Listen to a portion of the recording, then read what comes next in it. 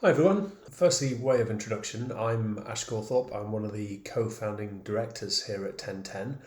Hopefully everyone can hear me okay. So today I just want to talk a little bit about our experiences here at Ten10 of building diverse and inclusive technology teams, how we started out, our successes, but also some of the pitfalls and some of the mistakes that we've made along the way that hopefully you guys can learn from and avoid making yourself. The first thing to point out, I think, is that when we look at our business as a whole in terms of our diversity and inclusion across the business, so we're a technology business. We have people that work in quality engineering, business analysis, DevOps, development, a wide range of different technical disciplines.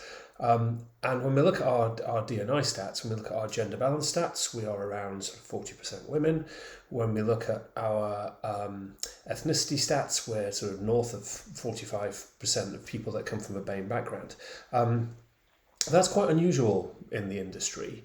And the first thing I think I need to point out is that this isn't something that we intentionally set out to do. It's actually a byproduct of the way in which we brought people into the business. And everything sprang from there, essentially. So if we go back a few years, when we were bringing junior members straight out of university into our business to form the initial kind of rungs on our consulting teams, so the initial sort of junior consultants within our consulting teams. Originally, we were just hiring people from a comp sci engineering STEM background. And we actually encountered a few issues with that ourselves. So first and foremost, there simply weren't that many of them out there in the market. Secondly, sometimes but not always, people with those degree types, they didn't have what's sometimes called soft skills that we needed. I personally hate that term. I think it's a terrible term. It implies that they're not really important. I'd say that in terms of what we do, they're some of the most important skills that people can have. So they didn't necessarily work particularly well within teams. They weren't perhaps able to collaborate as well as we'd expect. They sometimes weren't as good communicators as we needed them to be. And they maybe weren't able to sort of influence and get their point across as well as we would have liked. So that presented a bit of a challenge after we hired people. And thirdly, just because somebody has a half decent degree in computer science, that doesn't necessarily mean that they actually have a tremendous aptitude for technology or for coding. It's possible to get a degree in that discipline, specialising in subjects which aren't particularly technical.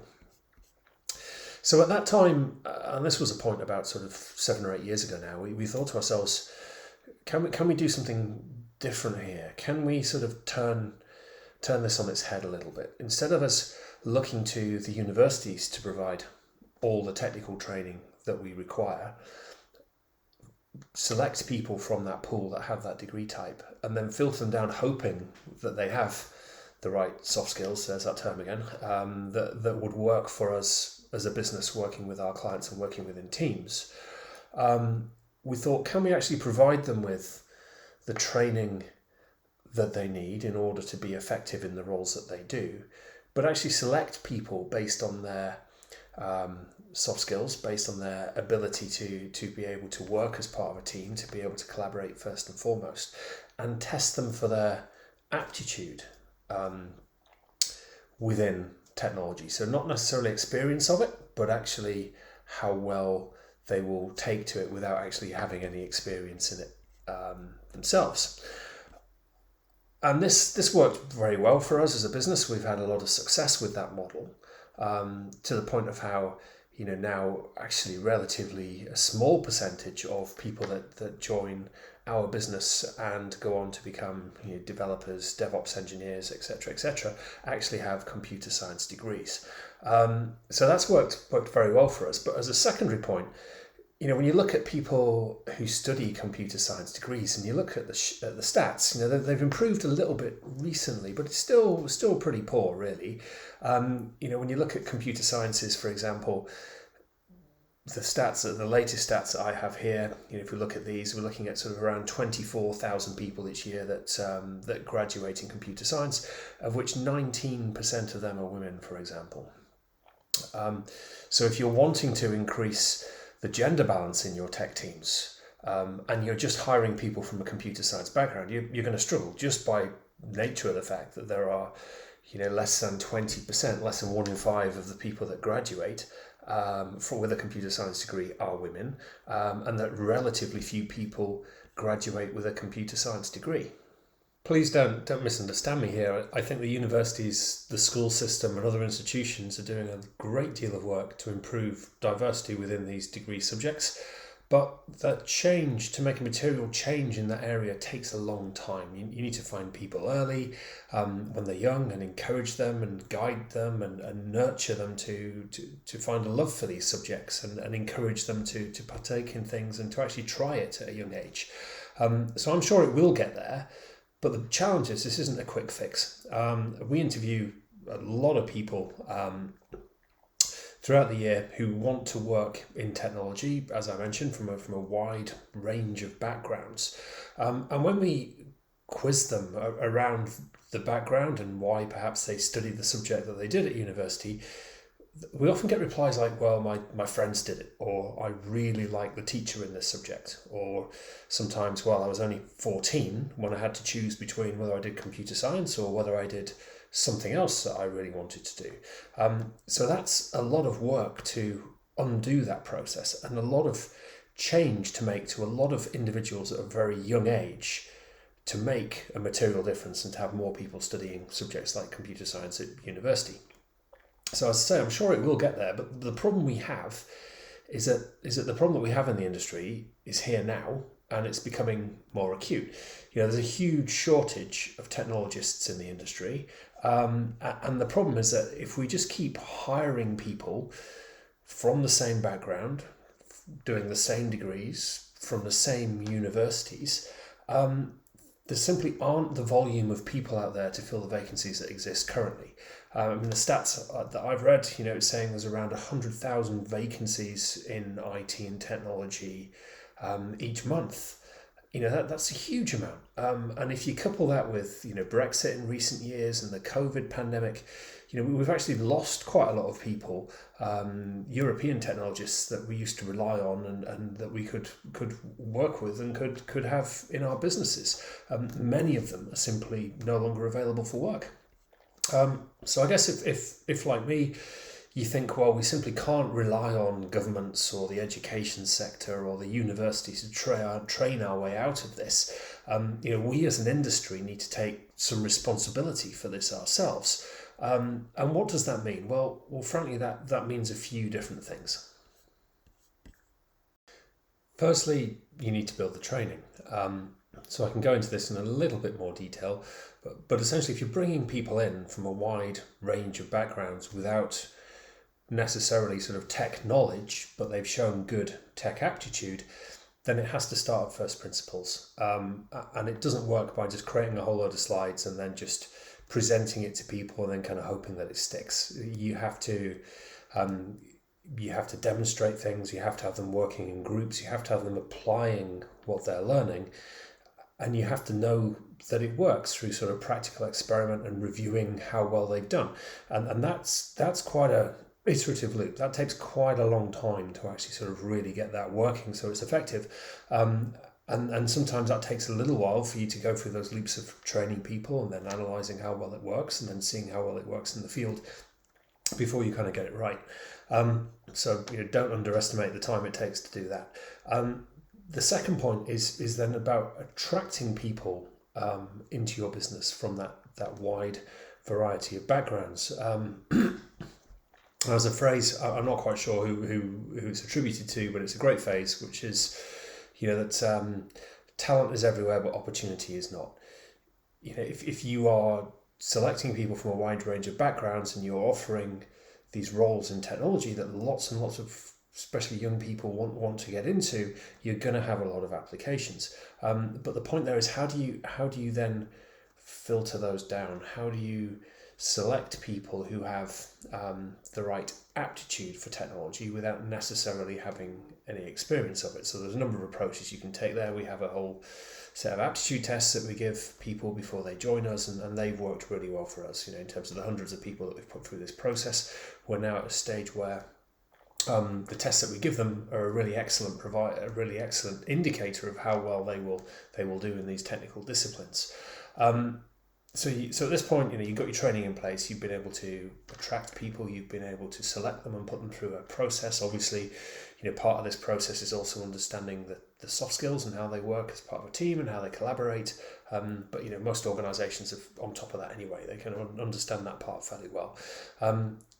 One part around that, which we underestimated at first when we started this, is just the amount of the amount of information that you need to give people and the assurances you need to give people that they will be able to do this, because you're really asking them to take quite a leap of faith. Really, you're asking them to join you as a business and to undertake a whole lot of training in an area that they've never had any experience of before, and possibly even actually think to themselves that they don't have an aptitude. They can't be a software developer, for example. Even though all the aptitude tests that you put them through indicate and show strongly they will be, and you have a lot of experience of putting people through this training that shows they can become that, people need convincing.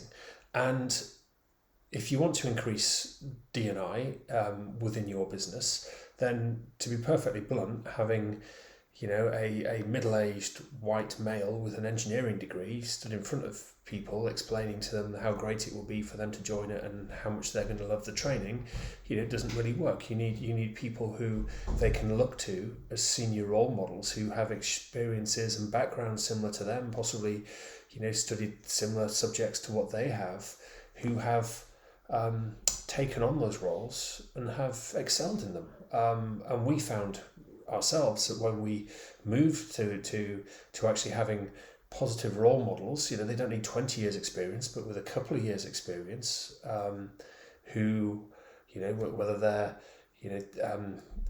whether they come from a completely different background altogether, or whether they've done an English degree or a sports science degree, or whatever that looks like, the experience of them being able to say, I started off on this career path without any experience of it, and I am not just surviving, but I'm absolutely thriving in this industry. I didn't think I could do it before I started. I didn't even, in some cases, didn't even know that these kind of roles existed. But I did it, and you can do it too. And I think that's really, really important. So you're at the stage where you've built the training, you've found the people, you brought the people into the business, you've started to deliver that training to them. The thing I'd say is that what's really, really important, and what in our experience people really like, is demonstrating the skills that they've learned in the real world. So keeping the training as practical as you possibly can, and as closely aligned to what they will be doing in the actual role that they end up doing. So on that note, the way that we sort of split up our training essentially, and we found this works really well for us, is that there's two parts to it. We do the initial part, which gives them an overview of pretty much everything that we do as a business right the way across the SDLC. And that's split into about a dozen different modules, all of which are assessed in a number of different ways. And really this we find serves two purposes. Number one, it gives people exposure to everything pretty much that goes on in the SDLC within a business. So irrespective of the teams or the disciplines that they end up working in, they have an empathy and an understanding for the other teams and disciplines. And they also helped understand some of their challenges, and also some of the things that they can do within their work, which will make things easier for those upstream and downstream teams as well. Sort of, we talk about removing grit from the gearbox in terms of the process. The second and most important part is that it also gives people exposure to everything, and allows them to work out where their strengths lie and also what they enjoy doing. And for the most part, we find that as a rule, people generally, what they like doing is aligned to what they're good at. And even if they've never done this before, they're there in a classroom with their peers, and amongst themselves they can see where their relative strengths are. And we think that this works really well. I've worked with people in the industry over the years where they've maybe found themselves just working in one area, and nobody sat them down at some point and said, well, why don't you try this and why don't you try that and maybe this as well, and see which of those things you really like before you then make that commitment and move into it. And I think that's really, really important, that you provide people with that opportunity and that they're able to understand where their strengths lie, and then you can provide them with further specialist training in that role and in those areas. Now, that doesn't mean that that's where somebody's going to end up forever, but at least it does allow them to gain some exposure to everything and help them understand that maybe that they just didn't like this one thing, or they weren't very good at it, but then they really excelled at this area. So being able to prime them with that information and prime them with those experiences as early as possible in their career. I guess the point here is that this really does work, by bringing people in from a broad range of backgrounds, giving them some really, really good training, assessing them around their progress, seeing where their aptitude lies, and then putting them in specialist discipline-specific training at the end of that. The output of all that is that you're able to produce people who are some really effective junior technologists who can work in teams alongside more senior practitioners, and that they're really effective, coupled with the fact that they also have the skills that you need from a collaboration point of view, from an influencing point of view, from a communication point of view. So they're just really, really good, strong team members. We never cease, or I never cease to be amazed when I look at people, individuals that we put through this program, and when you can have somebody who's done a degree in English or a degree in linguistics, who's never written a line of code in their life, but then a few months down the line, they're writing better code than somebody sat next to them who has a computer science degree. And that isn't to put down the person doing the computer science degrees. It's simply the case that often the individual was never given the opportunity to be able to try it, or to be able to give it a go. Often doesn't even understand that the opportunity existed at all. And so what that really just proves to me is that by bringing people in and showing them what they can do, and then giving them the opportunity to do it, the outcomes are really, really successful. And I guess going back to what I said earlier, that's what I mean by the fact that we are very strong from a D&I perspective. But the reason for that is purely by casting the net wider, essentially, by giving people the opportunity to join the organisation and to learn these skills without mandating a degree which is focused very specifically on white males largely. By casting that net wider, you're able to hire people into the organisation who are far more representative of the UK population at large, and everything that you see and that you read. There's no need for me to go on about this. The evidence is there for everybody to see that when you increase diversity and inclusion in teams, that everybody benefits from that, essentially.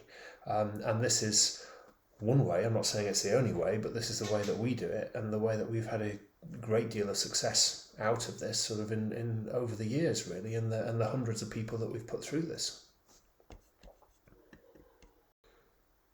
I've talked a little bit so far around being able to increase diversity and inclusions within tech teams through casting the net wider in terms of the people, the junior people that you bring into the business straight out of university, across any degree type. I guess the elephant in the room here is that if you are in a position to be able to bring people into the organisation, to be able to assess them, to be able to test them for aptitude without any prior knowledge, and then give them all that knowledge that they need, I guess the next logical step there is what value does an English degree or a history degree actually add in that process. And just from our own experiences, we have brought and continue to bring in people into the organisation that never actually went to university. I think one important point to address here in terms of inclusion is the fact that the large percentage of the population who were never given the opportunity to go to university, or for whom that just simply wasn't an option for them for one reason or another. But again, the people still have, that talent is spread evenly throughout the population. And just from my own personal perspective, I've worked with a lot of people over the years in tech roles who never went to university, who left school at an earlier age than that, and who are superb technologists. And I think actually that this is going to be one of the key areas going forward in terms of inclusion. Some of the things I've been reading around organisations wanting to target groups in particular, and one of those key groups is actually white working class boys, to be able to provide them with the opportunity. So if you've put this structure in place and it works, then it can be extended, to casting the net even wider, to people that never went to university, and providing even more people with those opportunities, and I think that's a great thing. I think one other important point to think about as well is when you've got to the point where you're actually onboarding people as well. One thing that I'm aware of is that different industries have very different requirements around how they bring people into the industry and what's required of them from a sort of individual perspective. I mean, some industries, if we take journalism for example, require you to take often an unpaid internship in London normally, for a period of time before you can get a paid job. And in order for you to be able to do that, the barriers to entry are that you have to, well, first of all, you have to have either parents or other people with the social capital to be able to make those introductions for you into that industry to be able to get the internship in the first place. Then you have to have a means of supporting yourself whilst you're working on that unpaid internship and finding accommodation, and again somehow finding a way to pay for that whilst you're holding down a full-time unpaid job. When you're pulling in people from a wide variety of different backgrounds, you have to ensure that the onboarding process is as fair as it can be as well. You're often asking people to traverse the length of the country in order to work with you, and they need support. They need support in terms of that travel, in terms of sourcing accommodation, particularly if you're looking at hiring people who were either they're the first person in their family to go to university or they didn't go to university themselves.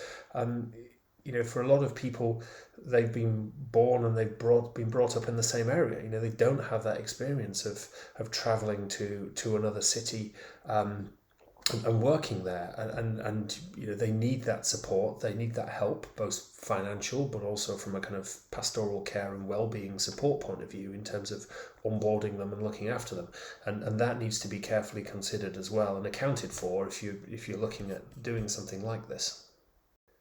So within 1010, as I mentioned, we've been running this successfully now for 8 years. It's worked really well for us. It's worked really well for our clients.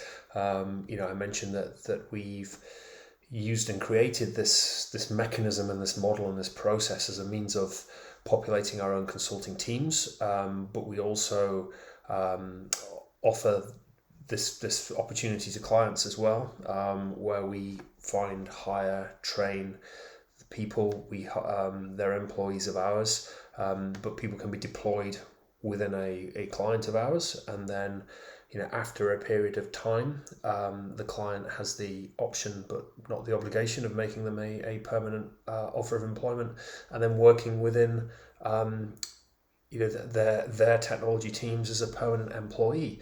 And we've been doing this a while now, and we have clients where we've created almost this permanent legacy now within their technology teams, where we have managers in those businesses who went through our academy. Those managers have team leads reporting into them who also went through our academy, and the teams managed by those team leads are comprised of people again that have been through our academy just over the different years at different levels of seniority. So that's a great example of where we're able to make a material difference within an organization in terms of increasing D&I through this model. And it's worked well, and it continues to work well. If I was to summarize then, I guess the key points are is that it is perfectly possible to materially increase D&I within your own technology teams. But the key point is that it takes quite a lot of effort. It takes investment and ownership from the organisations that want to do this. Simply because we have a very small pool of individuals who are qualifying each year with computer science degrees, and they aren't particularly diverse as a group. And so the way to address that is through casting the net wider, hiring individuals from a wide range of backgrounds, providing the assessment processes to be able to determine whether they have the aptitude for technology without them necessarily having the experience in it, providing them with high quality training, which ensures that starts right at the bottom, starts at first principles, but takes them to a level where they're able to be practical and they're able to be effective within your own teams. Providing positive role models that are very, very much aligned to their own backgrounds, their own experiences, to be able to demonstrate to them that even if they haven't had experience in this, that they can do it and they can thrive in this industry. And when you couple all those things together, it really does become a very powerful way of significantly being able to increase D&I in your tech teams now, but especially for the future, because you're building that legacy, you're building that permanent legacy. Frankly, you can't just magic people out of thin air with 20 years experience if the background of people with 20 years experience is 90% that they are white and they are male. You can't fix that. You have to make that investment, and you have to start making a change now, which will bear dividends in the future. So look, I hope that's been reasonably helpful and useful to you. We probably end up doing some webinars, because quite a few of the things that I've explored here today, I've skimmed over quite a lot of the detail in terms of how it works, what we tried, what didn't work, so we can go into those in more detail if people would like us to. But I'd just like to say thanks very much. Thank you for listening and watching today, and hope you enjoy the rest of your day. Thanks very much. Bye.